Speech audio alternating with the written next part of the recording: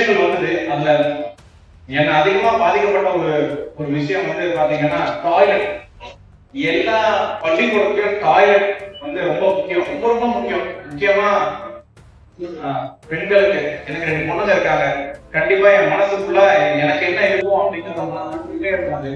அதனால முதல் பகுதியிலேயே கிட்டத்தட்ட 100 பள்ளிகளுக்கு நம்மளுடைய முதல் வேலையாகவே எல்லா பள்ளிகளுக்கும் டாய்லெட் அமைக்கணும். அது வெளியில வந்து டாய்லெட் சாதாரணமா நினைச்சிடலாம். குழந்தைகள் பள்ளிக்கு வர வேண்டிய இருக்கு ஒரு முக்கியமான கிளாஸ் ரூம் முக்கியமா டாய்லெட்டும் ஒரு முக்கியம். அதனால இந்த மாதிரி நிறைய பணிகள் நடந்து கொண்டு இருந்தது.